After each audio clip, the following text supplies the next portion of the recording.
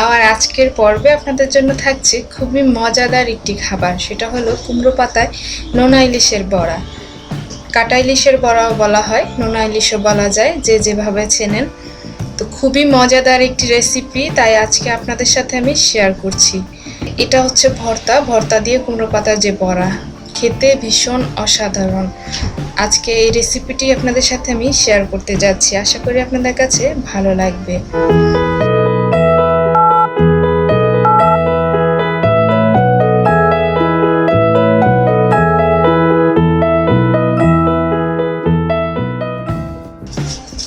So viewers, চলুন দেখে নিই আজকের রেসিপির জন্য আমাদের কি কি লাগছে।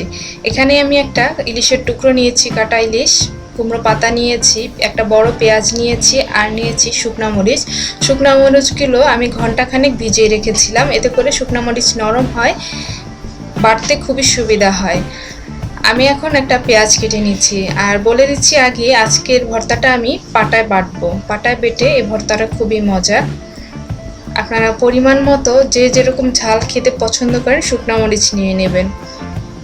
আমি একটা বড় পেঁয়াজ নিয়েছি, এই পেঁয়াজটা আমি কেটে নিচ্ছি, এটা দিয়ে আজকে আমি ভর্তাটা তৈরি করব। হয়ে গেছে আমার পেঁয়াজ কাটা, এখন আমি মরিচটা বেটে নিব। পাটা পোতায় মরিচগুলো নিয়ে নিয়েছি, একটু লবণ দিয়ে দিয়েছি সামান্য। আমি কোনো ভর্তার পরিমাণ অনুযায়ী লবণ দিব না, কারণ নোনা ইলিশ যেটা, সেটা লবণাক্ত। কাটা ইলিশ বা নোনা ইলিশ এটা কিন্তু লবণাক্ত, অনেক প্রচুর পরিমাণ লবণ থাকে। আমি নোনা ইলিশটাকে খুব সুন্দর করে ধুয়ে নিয়েছি, আঁশ ছাড়িয়ে নিয়েছি। তো এখন মরিচ বাটা হয়ে গেছে, আমি মাছটাকে একটু পোতা দিয়ে চেঁচে এরপরে এটাকে বেটে নিব। বাটতে বাটতে এই অবস্থাতেই আমাদের ইলিশের যে বড় বড় কাঁটাগুলি থাকে এগুলো বেছে ফেলে দিতে হবে।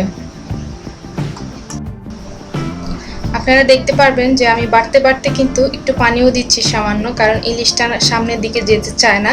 এই ক্ষেত্রে পানিটা দিলে একটু পিছলে হয়, তো তখন বাটতে সুবিধা হয়। আমি সামান্য, বেশি না, একটু একটু করে পানি দিয়ে বেটে নিচ্ছি, আর কাঁটাগুলো বেছে বেছে ফেলে দিচ্ছি। তো এইভাবে বড় বড় কাঁটাগুলো, আবার কয়েকটা ছোট কাঁটাও যা আসে হাতের কাছে সেগুলো বেছে ফেলে দিতে হবে। এরপরে পেঁয়াজটাকে আধা বাটা করতে হবে, একদম ম্যাশ করা যাবে না। পেঁয়াজটাকে আধা বাটা করে নিয়েছি।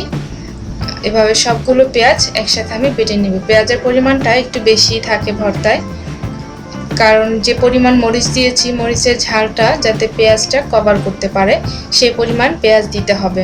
তো বাটা হয়ে গেছে, বাটাবাটির পর্ব শেষ। এখন আমি এগুলোকে একটু হাত দিয়ে মাখিয়ে নিতেছি। আপনারা চাইলে চামচ দিয়েও এই মরিচটা বাটতে পারেন। বাটাবাটি হয়ে গেলে এভাবে একটু হাত দিয়ে আমি মাখিয়ে নিচ্ছি। আপনারা এই মাখাটা চামচ দিয়ে মাখাতে পারেন, আমি বারবার বলে দিচ্ছি। হাত দিয়ে মাখালে কিন্তু হাতটা জ্বলবে, তো আমার সুবিধা অনুযায়ী আমি হাত দিয়ে মাখাচ্ছি। আমি এখন ভর্তাগুলো তুলে নিচ্ছি একটা বাটিতে তুলে নিয়ে এরপরে আমি হাতটা ধুয়ে নিব পাটা পোতা সরিয়ে। তারপরে আমি ভর্তাটা বানানোর জন্য বড়া বানাতে চলে যাব। আমি এখন বড়া বানিয়ে নিচ্ছি, আর এর জন্য আমি একটা করে পাতা নিয়ে নিচ্ছি। এই পাতার মধ্যে আমি একটু পুর দিয়ে দিয়েছি, আর এভাবে গোল শেপ করে বড়াটা বানিয়ে নিচ্ছি। দেখে নিন, এইভাবে, এই যে দেখুন, এভাবে আমার বড়াটা বানানো হয়ে গেছে। তো এভাবে সবগুলো বড়া আমি বানিয়ে নিয়েছি। এবার ভাজতে আমরা চলে যাব। ভাজার জন্য একটা প্যানে তেল দিয়ে নিয়েছি।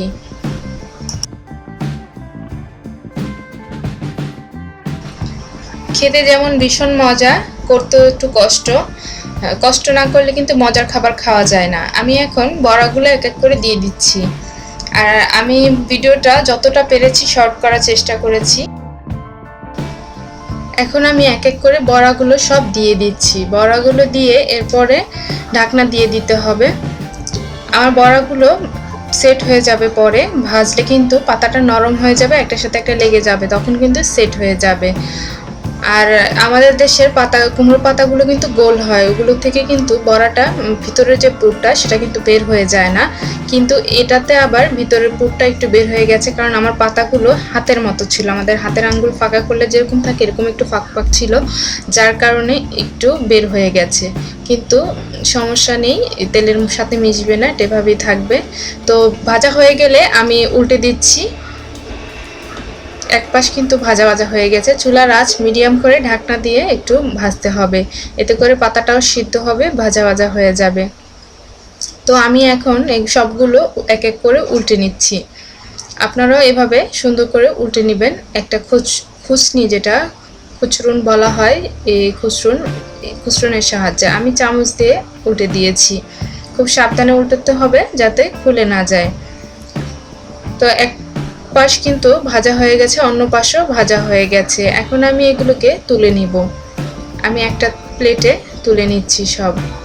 নিচে যে ঝোলগুলো বের হয়েছে ভর্তার থেকে, সেই ঝোলগুলো একটু লেগে লেগে গেছে, পুড়ে গেছে। তো এটা কোনো ভয়ের কোনো কারণ নাই, কারণ এটা কিন্তু পোড়া কোনো গন্ধ আসবে না। সবচেয়ে মজার কথা হচ্ছে কি, ভাজার সময় যে সুন্দর একটা সুঘ্রাণ আসে, এটাতেই কিন্তু আপনার মন ভরে যাবে। অনেক সুন্দর একটা সুঘ্রাণ আসে। সো ভিউয়ার্স, আশা করি আমার আজকের ভিডিওটি আপনাদের কাছে ভালো লাগবে, আজকের রেসিপিটি। তো আমি এভাবে সবগুলো ভেজে নিব। দেখুন কতটা সুন্দর হয়েছে দেখতে, আর খেতেও ভীষণ মজা। আপনারা অবশ্যই ট্রাই করবেন।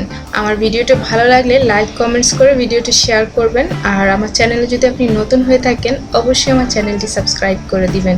আপনাকে অসংখ্য অসংখ্য ধন্যবাদ ভিডিওটি দেখার জন্য। তো আজকের ভিডিও এই পর্যন্তই। পরবর্তী ভিডিও দেখার জন্য আমন্ত্রণ জানাচ্ছি। সে পর্যন্ত সবাই ভালো থাকবেন, সুস্থ থাকবেন। আল্লাহ হাফেজ।